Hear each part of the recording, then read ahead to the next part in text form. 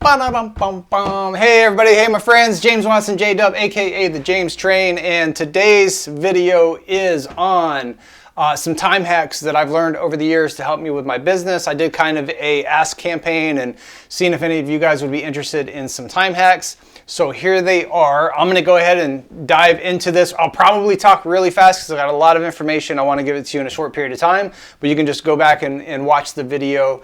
Hopefully this helps you. If you could give me your feedback, I'd highly appreciate it because it's part of a bigger course that I'm putting together. So, and I'm gonna share my schedule with you as well once I do all this to show you kind of how it all comes together.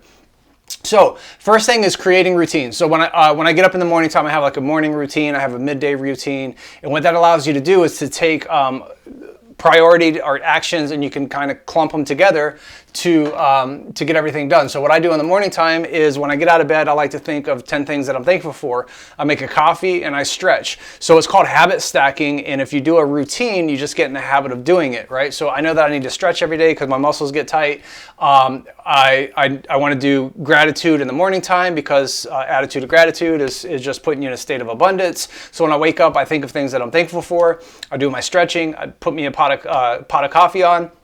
Actually, a bulletproof to be exact, with a French press. So I do a pot of coffee, and then I'll come in and I'll look at my plan for the next 12 weeks. So right now I'm at 5 weeks.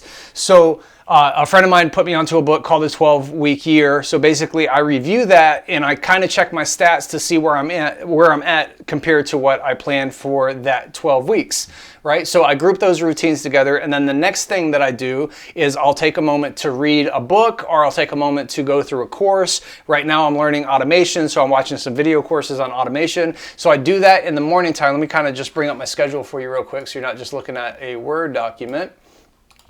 So I'll do that in the morning time. So I wake up, I look over my goals, my affirmations, my gratitude, I study my automation, and then I take time for my body because I know if I don't exercise in the morning time, I'm not going to exercise later in the day. So I go ahead and do that. I usually do a combination of running. I'm getting myself built up for a 5K. I do calisthenics. I do yoga because, again, if I don't do deep stretching, my body kind of tightens up. My hamstrings get tight. So I do that throughout the week. So I'll do run, calisthenics, yoga, take a day off, right? So that's usually what that's allowing me to do is I'm looking at my goals. I'm doing my visions, right? I'm looking at my goals. I'm studying the major thing that I'm trying to learn at the moment, and I'm taking care of my body. And I get usually all of this done by 8:30 in the morning time when a lot of people are just waking up. It's because I have that morning routine. Then I get cleaned up, and after that, I'll do some light engagement before what's called a pre-game review, where I just get with my team, I huddle up for about 30 minutes, look at the pipeline, look at everything that's happening, and then it's game time. So that's creating a routine, and you can do that in the morning, evening, whatever's best for you, but just trying to create a routine so you can get your habits knocked out.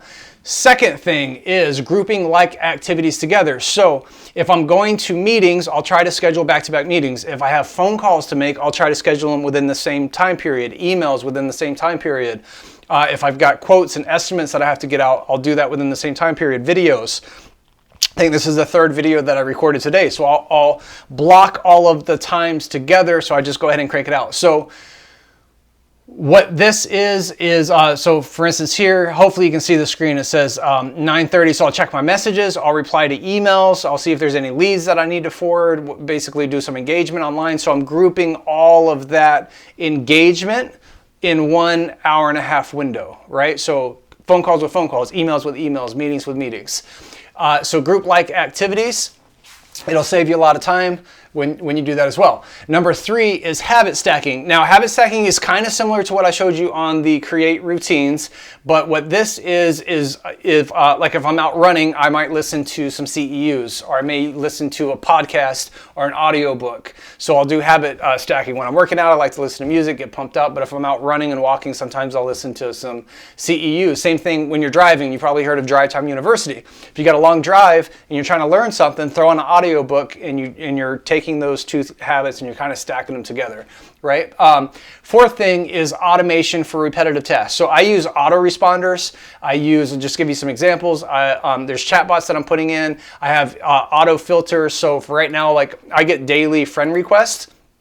So what I do is I use auto, like you see where these little hands are. Hopefully you can see that on the screen. But these are all people that a friend requested me. I automatically respond to them with a filtration. If I see this, this means they have it, so I can look at it in a quick glance and it keeps going down. But if I see this, all these little hands are people that have friend requested me, but they haven't engaged since I sent them this very short message, which tells me that they are probably not that active on social media. I like to reserve my social media for people that are active for other reasons that I go over in other courses. But that's a form of auto responding. Also, I have different mentors that I follow, so I subscribe to their newsletters, but I don't want it to just show up in my inbox. So I auto filter that to go into their specific folder, and then when I'm ready to study that portion, or when I'm ready to learn from them or see what they're up to, then I'll go to their folder and I'll open it. But I don't want them just to put stuff inside my inbox, right? So that's auto filters. If you're out of the office, auto responders.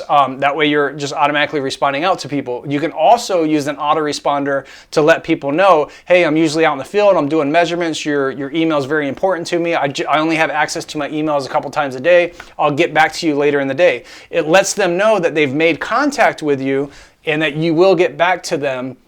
So it just kind of puts them at ease, and it takes care of that for you. So that's automation.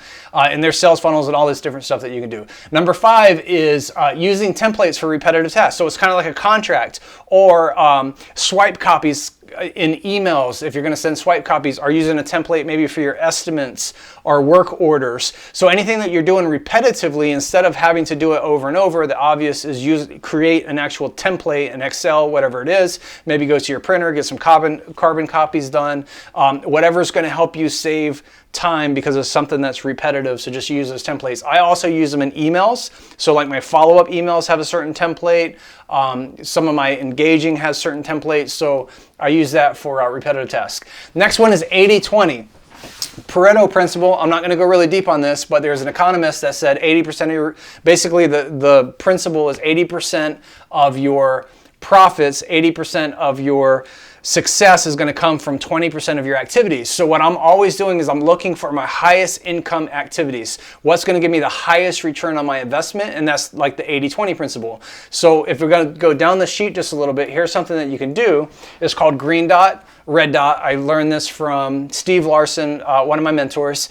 And what he basically does is he just puts, you list all of your activities, take a minute to write all your activities down for the day, and then you're going to put either a big green dot next to it, a little green dot, or a red dot.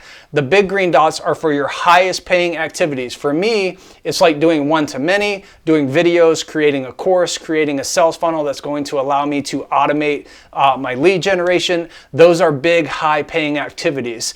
Little paying activities may be just one-on-one, kind of engaging people on social media, asking some basic questions. So they pay money, but they don't pay as much as creating the automation, right? So those are little green dot activities. And then you have red dots, which is something that's delegatable. So I'm going to give you an example. I used to be a loan originator. So I would originate loans and I'd have to get with the customer and make sure that, we were going to save them money from doing a debt consolidation or maybe refinancing the home, whatever it was, right? But once they said, yes, hey, I want to go with it, we had to do employment verification, title searches, surveys, depending on what it was. There's like a list of things that had to be verified or requested in order to originate that loan. So that it was very important that you couldn't originate the loan without having that process completed so that you could send that to an underwriter so they could review it, make sure that you had everything. But it wasn't necessary that I did it myself, right? So it wasn't a high income activity. I was better off engaging with customers that may be interested in the loans, selling them, building relationships, building rapport. Once I had that, I delegated that task. So for me in my business, there's certain things that we have to do for our value delivery. It's not, for me, the big green dot was creating the system and creating the flow, the scope of work, right? What's the name of it? Anyways, the process, standard operating procedures, creating that to make sure that we had those checks and balances, but it's not the highest return for me to actually do that value delivery. So it's delegated. Right now, I'm automating our marketing and making sure that we have constant leads coming into our business. it's not the highest use of my time for me to speak to those customers directly. I delegate that. I have somebody that does the conversions for me. So for every business, it's a little bit different, but just go through that, list what your activities are, put a big green dot, little green dot, or red dot, the red dots you want to delegate. What I also do is I ask myself, right beneath that you'll see can you, what I also do is I ask myself, I look at everything, every aspect of the business, because it's all about the 80-20. It's all about maximizing and receiving your highest return on your investment, whether that's money or time. So I'll look at everything inside of my business and I'll ask myself constantly, is it something I can eliminate? If it's not something I can eliminate, is it something that I can automate? If it's not something I can automate, then is it something that I can delegate, right? Because I want to make sure that my time is being spent on the highest paying activities. Number 7, make time for yourself. So I sprinkle this throughout the day. I showed you like my morning routine. That's about me. It's about my mind, my spirit, my body. It's making sure that I stay in the right mindset of abundance and gratitude, and I'm taking care of myself. A healthy body means a healthy business, right? Just your overall energy. So it's about making sure that I do the things that are important for me personally, and then also like and then I'll work all day, and then in the evenings at 5 o'clock I do a dinner date with my wife where we'll just cook together, we'll dance, we'll have fun, we'll laugh, and I just make sure that I like to be home and enjoy that time with my wife. So I have the time for me personally in the morning time, and then I do the dinner date, and then I'll usually do a little bit of work after that. So having that balance makes it to where when I'm working, right? I'm not sitting there, because sometimes if you don't make time for yourself, you'll find yourself like searching online when you should be working, or thinking, man, I wish I was going out for a run. But because I'm doing this stuff on a constant basis when I'm working, I'm working. I'm not worried about that because I know it's already booked inside my schedule. So make time for yourself. Make sure that you're enjoying yourself. That's why we work hard. At least you're working hard so you can do the things that you enjoy doing, right? All right, number 8 is use videos for training. So just as I'm doing this video to go over this, here's the really great part about videos. It doesn't matter if one person watches this video, if my entire team watches this video, or 1,000 of my followers watch this video. It's not going to take up any more of my time because I put it in a video format. And a lot of times when you're doing it in a video format, you can create more value. You can deliver more value to the customer. So use videos for things like training your team. If it's something repetitive, instead of you sitting there explaining it to your team over and over, you can use a team portal and you can use videos to do that, and then point to where the documents are or where they can access the other information. This way, when you're working on whatever your high income project is, they're not asking you how to do that step over and over again, because you've trained them on where to access that video. So they can watch it one time. Everybody learns at different speeds, right? So it might take somebody one time to watch the video. Somebody might have to watch the video 20 times. So everybody's going to learn at their own speed. But if you put it in a video format and you kind of highlight it, you don't have to explain it over and over. The other thing about videos is it allows you to address frequently asked questions one too many. So as I'm engaging people on social media and in different networking groups, I look for patterns. And then when I see people asking the same questions repetitively, especially in different industries and different niches, then I know that that's a pattern. It's providing a problem that I can possibly provide a solution for. And then I'll try to do that in a video format. So now I can talk to multiple people at one time, right? So this isn't a one-on-one thing. This is me broadcasting to multiple people at one time. So videos are very powerful. If you use them, it can save you a lot of time. Number 9 is use lives and our webinars for your one-to-many communication. So kind of the same thing as the videos. I won't spend a lot of time on this, but if you're doing lives, or if you have a Facebook group where you have admins and you have moderators, you can save a lot of time by answering the same questions in a group format, so that even webinars, you're answering and addressing the same questions in a group format, so you don't have to do a lot of one-on-one time, because there's only 24 hours in the day, right? So one-on-one time is very important, but you want to make sure that you're maximizing that one-on-one time, and it's not just answering basic questions, you know, that you can kind of do in a video format. And then number 10 is deep dive. So this is what's really important. A lot of times, and I've been doing videos about focusing lately. A lot of times it's not the inability to focus, it's the fact that you have too many distractions. So when I do these blocks throughout my day, I have blocks, as you can see here. Again, hopefully you can see my screen. But I have blocks for return calls and emails. I have down here a block for return calls and emails. But when I'm working on my actual lead magnet, or if I'm working on my automated system, I want to really be able to focus in on that, because I want to do it as quickly as I can. I don't want to drag these things out. I want to focus on it. I want to get it done, right? So in order to do that, I make sure that I don't have notifications popping up on my desktop. I make sure that my phone is off or it's on silent, right? Now, some people are like, oh, I can't, what if I miss a call? Well, if you have your autoresponder and you have your voicemail set up and you've kind of pre-trained people, which I'm teaching how to do that in my course, you kind of pre-train people on how to know that, listen, I'm not going to pick up the phone when you call. There's a very good chance I'm not going to pick up the phone when you call, but your call is very important to me, so rest assured I will get back to you by the end of business today. And if you teach people and you create that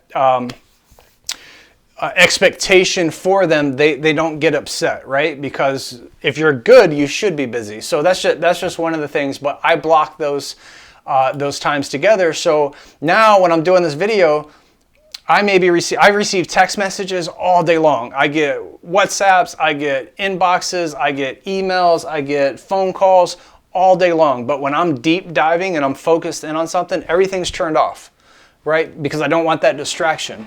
Same thing if you're working in an office environment, you may need to take yourself out of the office environment and work from home for a period of time if you're working on a really big project.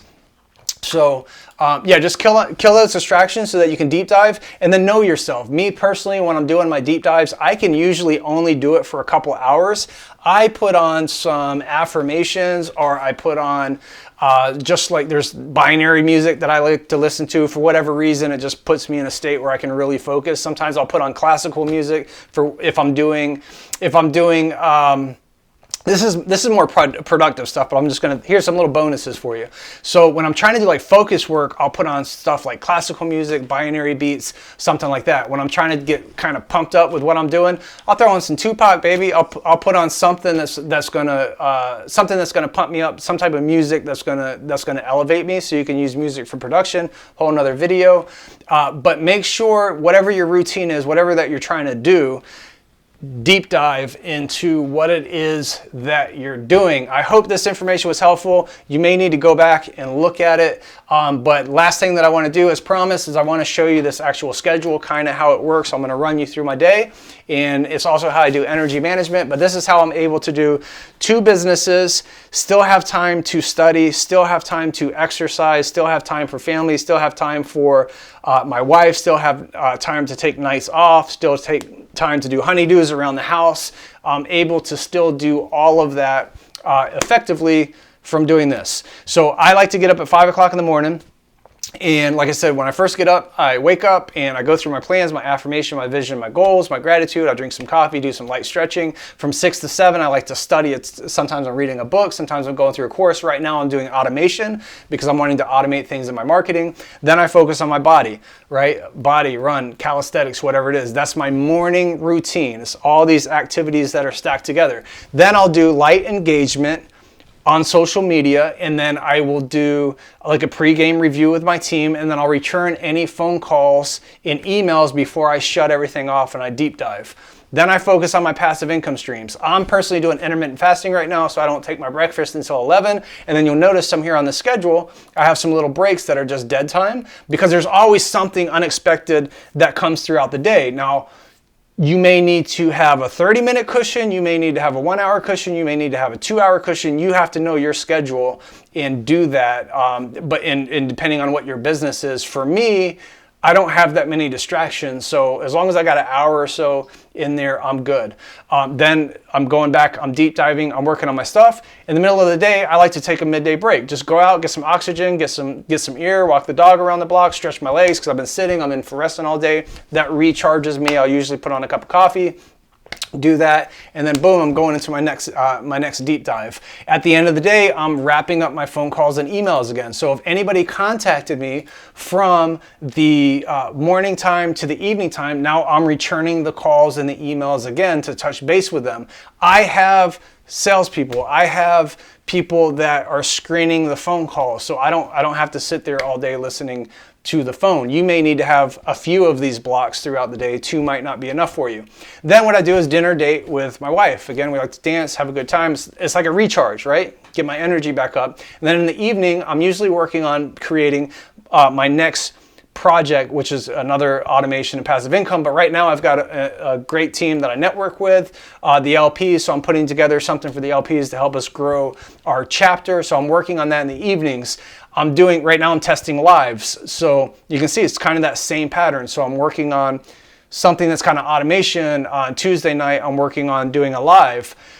For me, knowing my energy, and I've tested this over and over, I can only work a long day like that, a couple days in a row, and then I got to kind of recharge the next night. So Wednesday night is date night. I chill out, I relax with the wife, we watch a movie, we just do whatever, right? And that's kind of like a recharge for me. And then the next morning, I'm jazzed up, I'm ready to go. I have a chapter meeting that I go to.